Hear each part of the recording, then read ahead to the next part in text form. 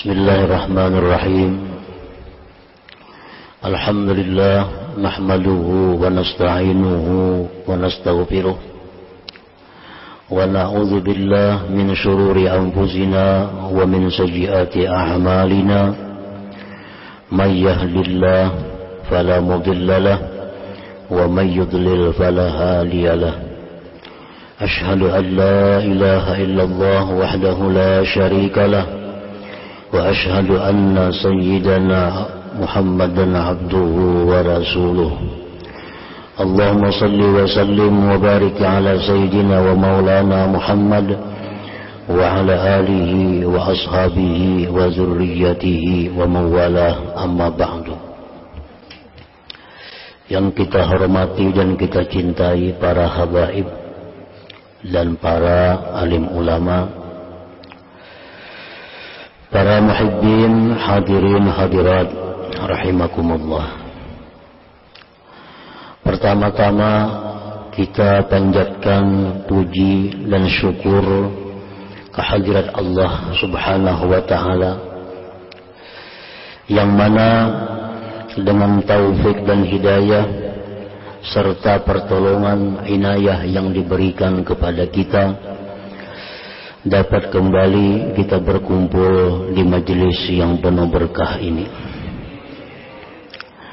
Salawat dan salam kita haturkan kepada junjungan kita Nabi besar Muhammad sallallahu alaihi wasallam dan kepada seluruh keluarga, para sahabat, zuriat dan pengikut beliau sampai hari akhir nanti. Para muhibbin rahimakumullah, setelah kita menyelesaikan kitab Fathul Qaribil Mujib di akhir bulan Safar yang lalu, maka insyaallah akan kita lanjutkan dengan kitab yang bernama Risalatut Taubah, Risalah Tobat. Di dalam kitab Risalah Tobat ini menerangkan tentang apa itu tobat, wa fadailiha, dan menerangkan tentang keutamaannya tobat, wa fawaidiha, dan keterangan tentang faidah-faidahnya tobat, wa syurutiha wa muqaddimatiha wa asbabiha wa maqbuliyatiha, dan keterangan tentang syarat-syarat tobat dan mukaddimah tobat, sebab-sebab tobat dan diterimanya tobat, wa ilaji da'il israr ala dzunub, dan keterangan tentang mengobati penyakit mengekali atas dosa-dosa. Itulah isi daripada kitab yang akan kita baca, yaitu Risalah Taubah ini. Para muhibbin rahimakumullah, kita mengambil kitab ini mengingat bahwa taubat kepada Allah Subhanahu wa taala itu merupakan suatu kewajiban bagi orang-orang yang melakukan dosa. Dan kewajiban taubat itu kewajibannya alal faur, artinya bersegera. Makin lambat kita bertobat, maka makin besar dosa yang telah dilakukan itu.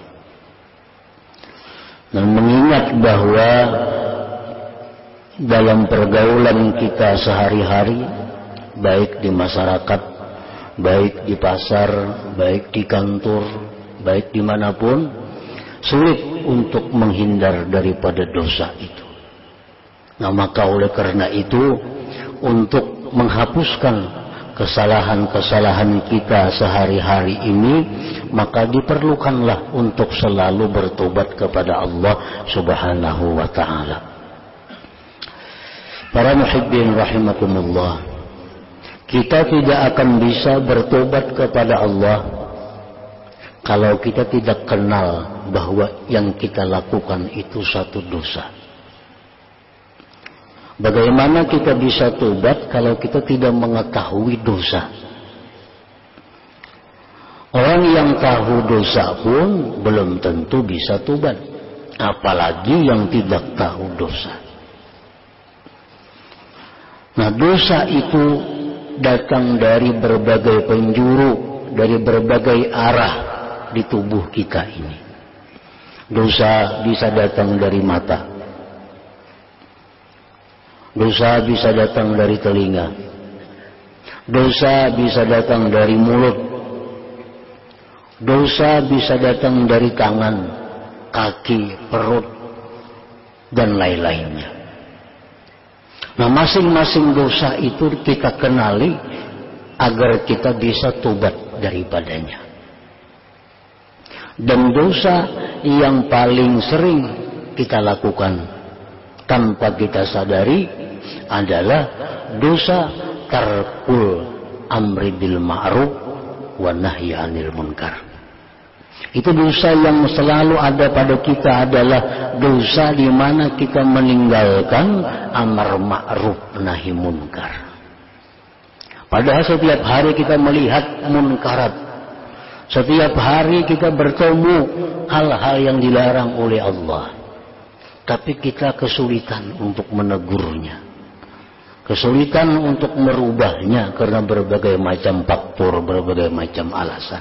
Nah, ini suatu dosa yang apabila kita tidak tobat dari dosa itu akan menjadi besar dan besar, seterusnya tambah besar. Karena dosa, sekecil apapun dosa, apabila kita israr, bila kita tidak tobat, maka dosa kecil tadi akan menjadi besar.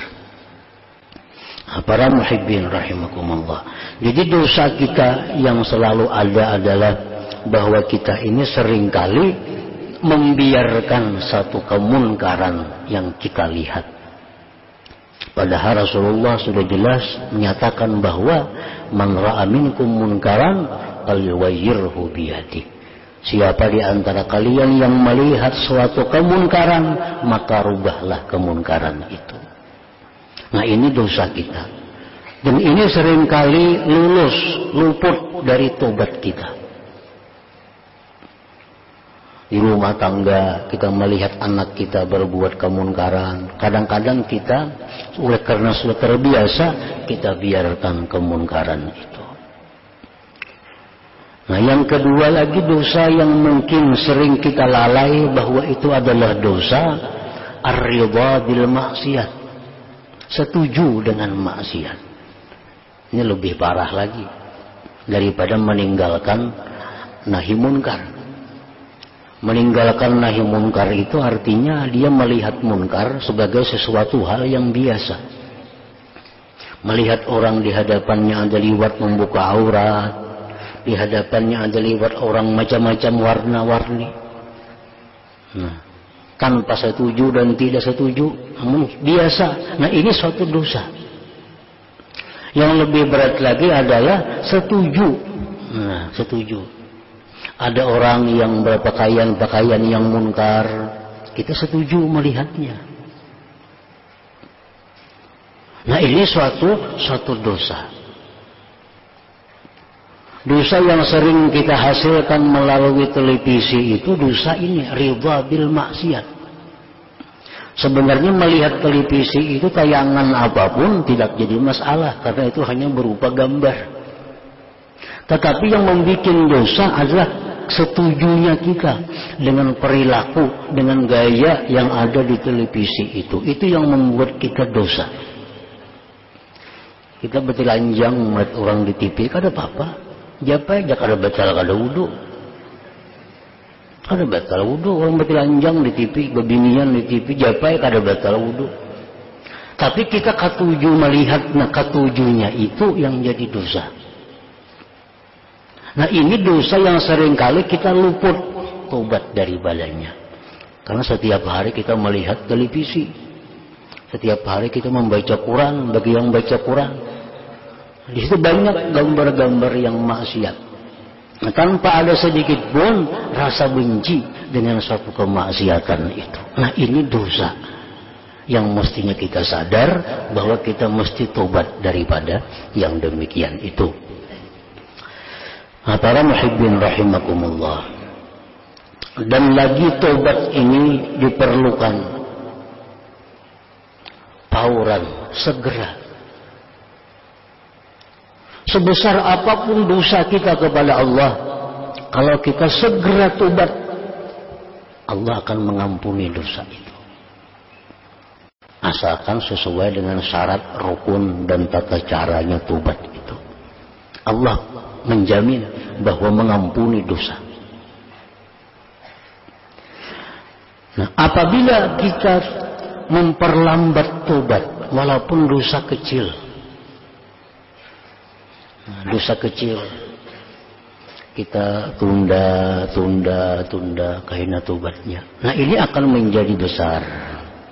Akan menjadi besar yang akibatnya bisa. Akibat pertama adalah oleh karena kebanyakan dosa menutupi hatinya. Nah, akibat pertama adalah dia dicegah taufik untuk mengamalkan ilmu. Itu akibat dosa. Nah, dicegah taufik Allah daripada mengamalkan ilmu. Ini kalau belajar rajin aja, menuntut ilmu ketujuh aja, mendengar-dengar kebaikan ketujuh aja.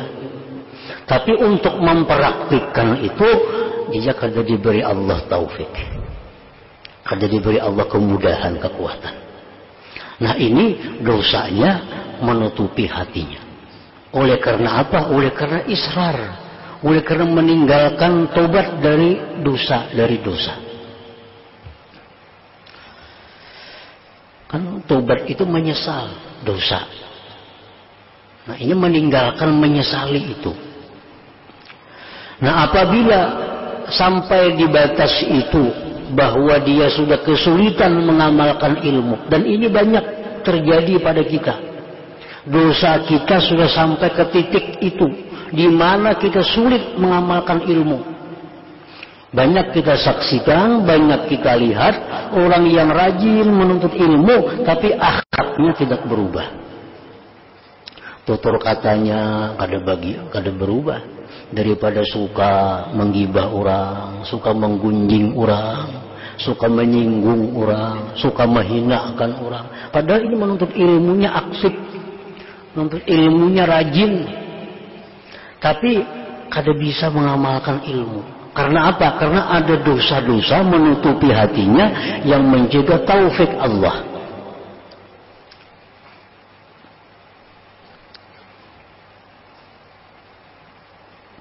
Nah, apabila dosa ini makin besar, makin besar lagi, bukan hanya dicegah taufik amal, tetapi dia dicegah taufik ilmu. Nah, dia sudah kada rutin lagi pengajian. Dulunya pengajiannya masih baik, dulu pengajiannya masih aktif, tapi karena ada dosa-dosa yang inya kada tobat dari dosa itu, ditutupi hatinya oleh dosa, dicegah pertama taufik amal. Nah, dia terus berlanjut kada tobat, akhirnya dosa-dosa itu bertambah tebal menutupi hatinya, dia dicegah taufik ilmu. Jangankan mengamalkan ilmu, menuntut ilmu aja sudah kulir, sudah malas. Kada ada lain sebabnya melainkan daripada dosa. Itu aja alasannya. Kenapa dulu rajin mengamalkannya, sekarang kada ada lain pada dosa. Ada dosa yang belum tobat. Dosa apa yang kita cari? Sekarang dulu rajin menuntut ilmu, sekarang balang kambingnya banyak kada turunnya. Kenapa? Punya kesibukan, kada karena sibuk, tapi karena ada dosa yang bertambah tebal di dalam hatinya. Nah, ini dicegah ilmu, lebih bahaya lagi. Nah, kalau dosa-dosa ini terus bertambah, Nah, ini akan bisa membawa kepada su'ul khatimah, membawa kepada kesudahan yang jahat, atau mati dicabut imannya. Nah, para muhibbin rahimakumullah. Jadi ini pentingnya kita untuk mempelajari dan mengamalkan tentang bagaimana tobat kepada Allah Subhanahu wa taala itu. Dan lagi tobat kepada Allah ini mestinya menjadi amaliyah rutin kita, wirid kita. Tobat. Berapa kali sehari kita tobat? Tergantung kita mengatur waktunya.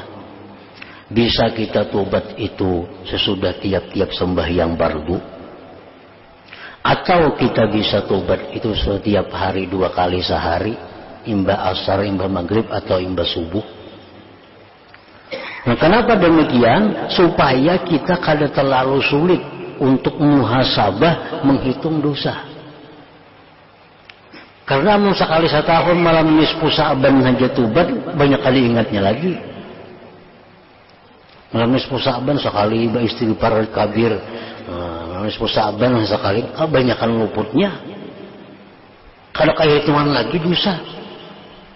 Nah, tapi kalau kita sesudah tiap-tiap sembahyang, nah misalnya kita sembahyang subuh, kita tobat kepada Allah terhadap apa yang kita lakukan dari Isya. Kan kalau terlalu panjang malam itu, kita guringnya berapa jam sudah? Nah, paling-paling 4 jam ada nanti hitung bangunnya malam itu, banyak guringnya. Nah, jadi tobatnya kada sulit, kita mengingat dosa. Nah, kita tobat lagi. Dari ibu tadi,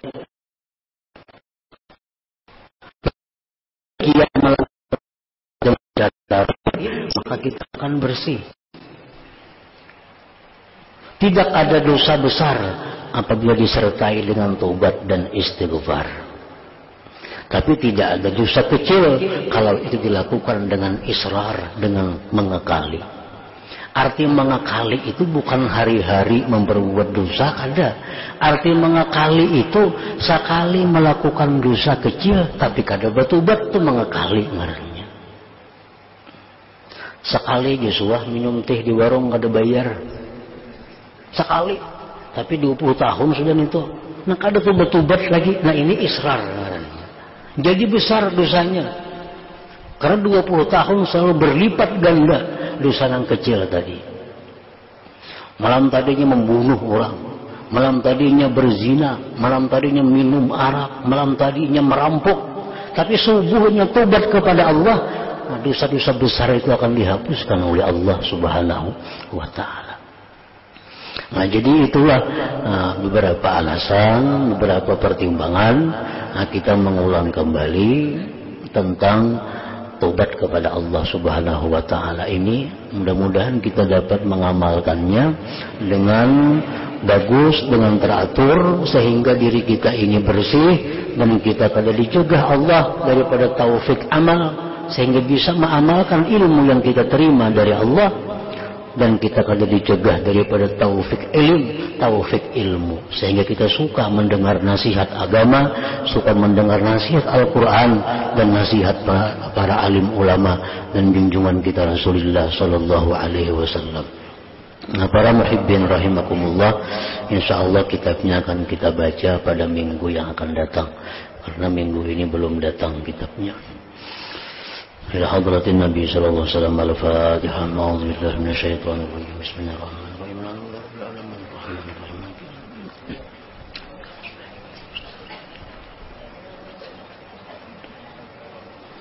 أشهد أن لا إله إلا الله وحده لا شريك له وأشهد أن سيدنا محمدا عبده ورسوله.